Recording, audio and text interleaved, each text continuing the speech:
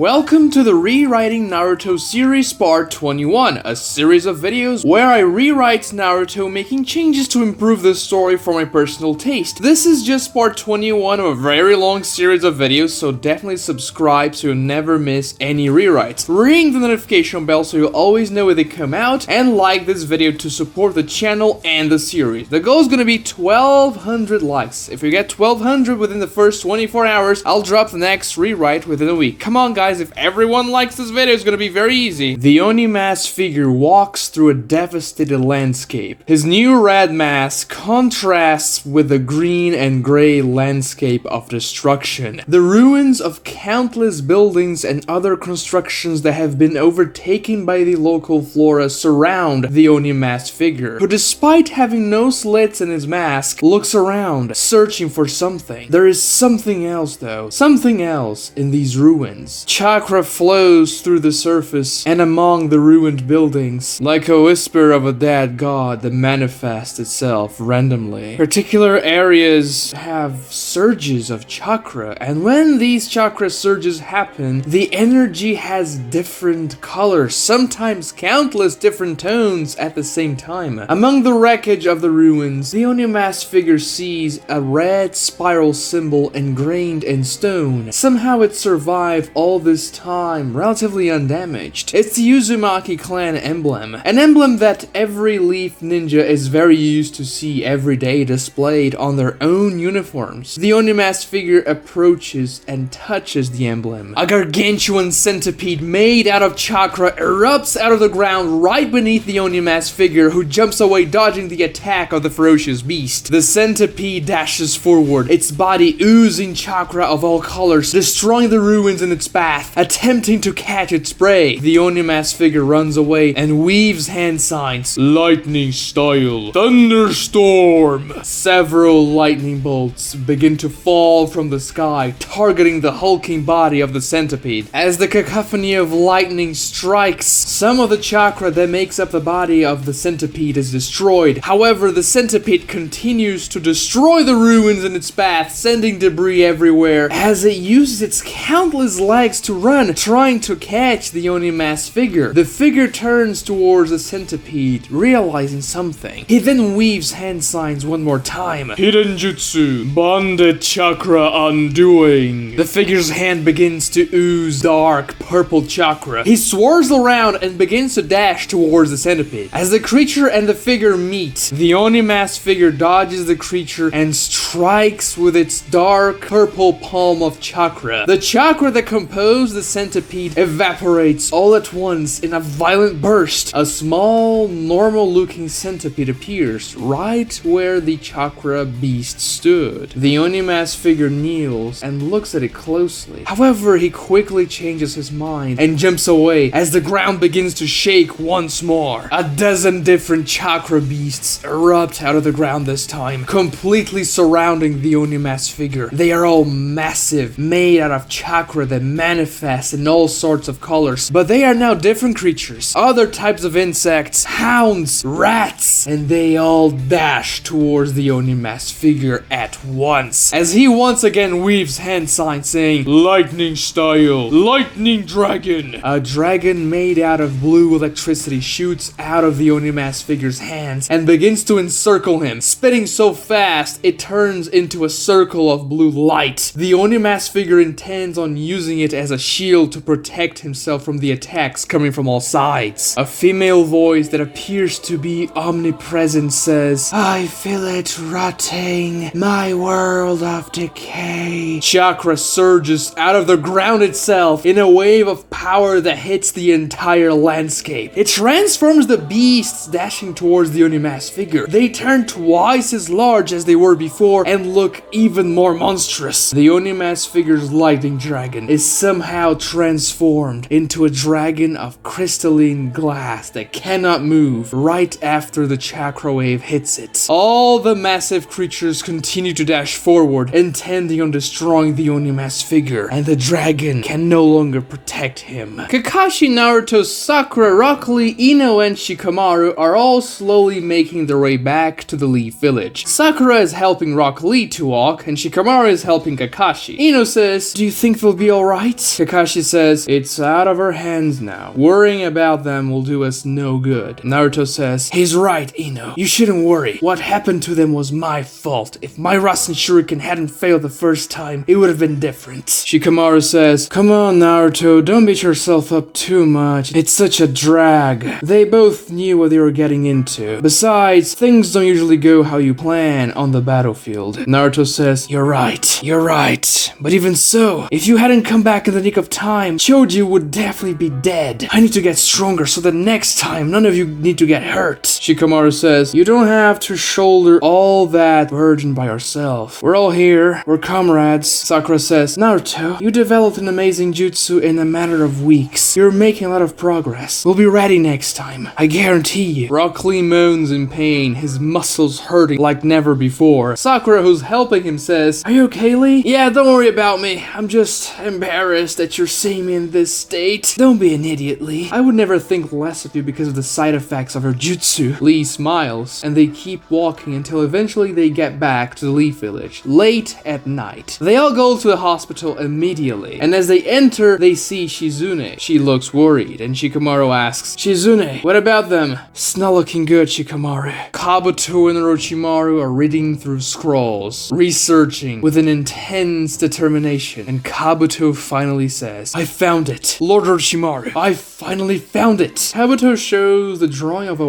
white mask with horns and fangs to Orochimaru in one of the scrolls. The scroll also depicts 6 daggers made with very intricate metallic patterns and designs. Kabuto says, "This mask, it's the Reaper Death Seal mask, created by the Uzumaki clan. Our research was fruitful then. Once I get this mask, I'll be able to release the sealing that old fool put on my arms." Sasuke arrives in the room saying without much care, "Aren't you bored of looking at all these scrolls?" Kabuto says, "This is important research, Sasuke. I don't care. It's time for my training." Kabuto looks visibly angry. Now, there's no need to be unpleasant, Sasuke." Orochimaru turns to Kabuto and says, "Where do you think this mask is right now?" "The first place that comes to my mind is the cradle of the Uzumaki clan, the Land of Whirlpools. If not there, then I'd say the Leaf Village." When Sasuke hears the name Uzumaki clan, he perks up a bit. "I find it unlikely to be in the Leaf Village. Otherwise, I would know about it." Orochimaru then shows Sasuke the scroll with the drawing of the mask, saying, "Have you ever seen anything resembling this mask, Sasuke?" Sasuke has seen an identical mask in person before, in the Uchiha dungeon that hides the Uchiha stone tablets. Sasuke says without a change in his expression, "I have never seen that in my life. Now let's get to my training." Shizune tells the ninjas who just arrived at the hospital, "I was just treating Choji. His wounds were severe, but he is stabilized. It seems his body is more adapted to the pills now. However, Yamato's situation is not looking good." We cut to Tsunade. She is healing Yamato, who is completely enveloped by bandages and sealing marks around his body. Tsunade is healing him with all she has, and she is being assisted by 3 other medical ninjas as well. Shizune says, "I see Kashi, Lee, and Naruto. You're all hurt. You must come with me. We have to take you in too." Naruto says, "What about Captain Yamato? We gotta see him." Shizune says, "The best thing we can do right now is let Lady Tsunade handle the situation. After all, she is the best medical ninja in the world." Naruto, Lee, and Kakashi are then taken to their hospital beds, where Shizune begins to treat them as well. Sakura, Ino, and Shikamaru stay in the hospital's reception, waiting for an update. Even though they're all nervous, it doesn't take long for all of them to fall asleep of exhaustion, except for Kakashi. He cannot sleep. Shizune, who's healing Kakashi, says, "Kakashi, are you okay? You haven't slept at all." "I'm just reflecting. I'm sure you did everything you could, and that's not it.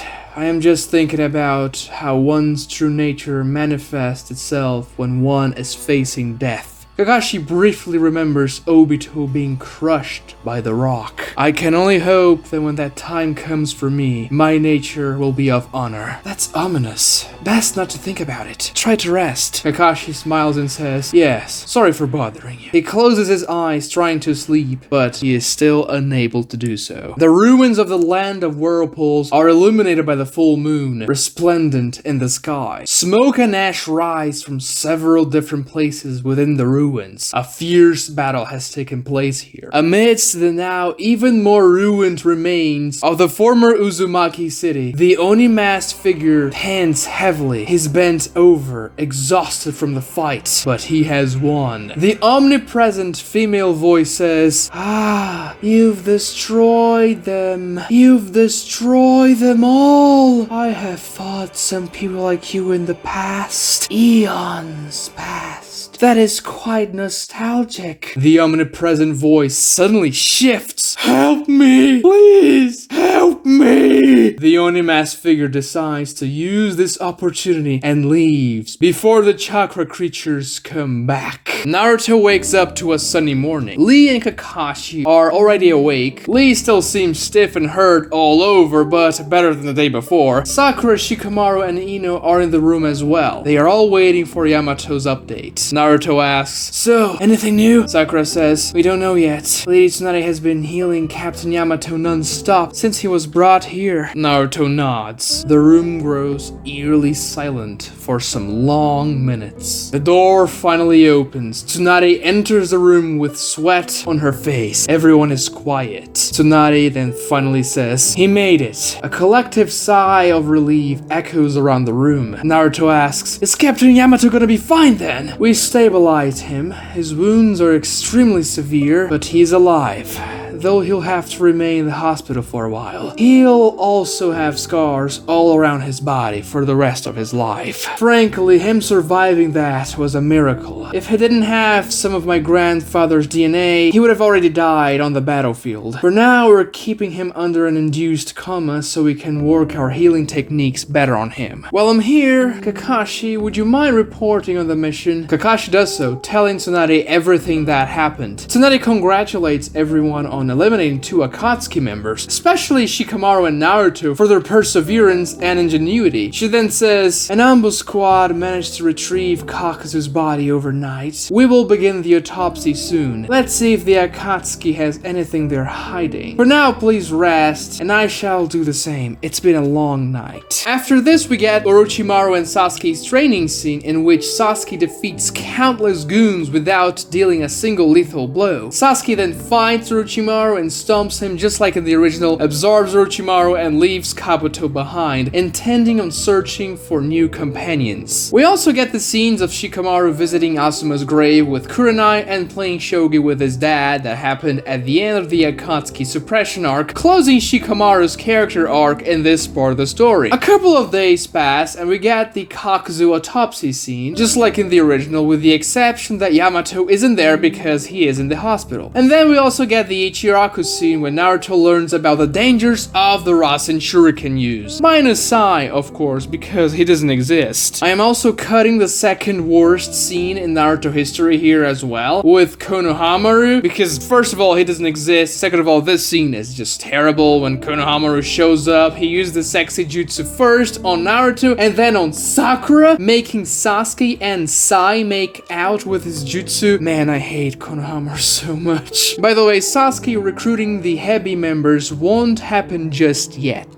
Team Kakashi is then summoned to the Hokage's office. As Naruto walks towards Tsunade's office, people's reactions to him are once again different. People, and especially other ninjas, whisper things such as, I heard he killed an Akatsuki member. Yeah, and he led a team of very experienced ninjas. Seems like he's pulling his own weight after all. These Akatsuki guys are no joke, they're powerful. He must have gotten strong. And by the reports I heard, he didn't even use the Ninetales. Naturally, there are still people who look at him with contempt, but Naruto's reputation has definitely improved in the Leaf Village over the past months. Naruto, Sakura, and Kakashi present themselves to Tsunade, who says, "Oh, I see you are all well rested and recovered from the previous encounter with the Akatsuki. Well, it's time for your new mission." Naruto smiles. "I have to say, you're probably the strongest team we have in the Leaf Village right now. And unfortunately, your fourth member, Yamato, is out of commission for the foreseeable future. And for the mission I am about to give you, I wouldn't want you to go with only the three of you. A fourth member will be vital." Naruto says, "What about Hinata? She worked well with us last time." "That's true, though she is not back in the village yet. But I like the way you think, Naruto. The Byakugan has good synergy with Team Kakashi, and that's why I picked a fourth member that also possesses the Byakugan. He should be here shortly." A few minutes later, someone knocks at the door, and Tsunade ushers them in. It's Neji Hyuga, followed by his team of 3 Genins. One of the 3 is Hanabi Hyuga, Hinata's younger sister. She has become a ninja and is training under Neji. The other 2 are boys of similar age. Neji says, "Lady Tsunade, you wanted to see me." "I did, and well, you also said that you had something to tell me, right?" "Indeed. I would like to recommend my squad to the upcoming tuning exams in the Land of Grass." Naruto's face drops. "What? There's gonna be another tuning exam and no one told me about it again?" Tsunade gets annoyed but ignores Naruto, saying, "Are you certain, Neji? Your squad is inexperienced. I'm positive. They've been performing the duties of a shinobi exceptionally well. These 3 are ready for the trials." Hanabi smiles, proud of herself. Naruto says, "Seriously, why doesn't anyone tell me about these things? You know, I killed an Akatsuki. I think I deserve to be at least a chunin." Tsunade says, even more annoyed, "Do you really think that your ninja ranking is more important than the safety of the Land of Fire, Naruto? Because this is what your next mission will entail. If so, feel free, take the exam." Naruto shuts up and gets very embarrassed. Sakura says, "But this is strange. The last tuning exams wasn't that long ago, and the Land of Grass hosting it is not very normal." Tsunade says, "They're doing it to maintain the appearance of a cohesive nation. The Land of Grass has been under a lot of strife lately. Several high-ranked ninjas from the Grass Village disappeared, and they also experienced a nigh cataclysmic mining disaster." When she says those last words, Tsunade stares straight at Naruto's face, who still looks embarrassed. "Regardless, it's a very good opportunity for our shinobis and for the Land of Fire to expand its power and influence. And if you think your squad is ready, Neji, they have my blessing." The 3 Genins are extremely happy with that news. They exit the Hokage's office with a spring in their step. Tsunade continues then, "Well, Neji, I called you here because I want you to join Team Kakashi for their next mission. So it's actually very good timing for you to send your rookies on the tuning exams." Neji says, "Well, of course I will. I look forward to working with Kakashi-senpai, Sakura, and with Naruto again." Naruto smiles and makes the nice guy hand gesture to Neji. Tsunade says, "Very well then, but let me preface this by saying you have the option to refuse this mission. It involves much more danger than the average mission. This is an S rank mission." Naruto says, "It's even more dangerous than hunting down the Akatsuki members?" Tsunade's expression becomes grim.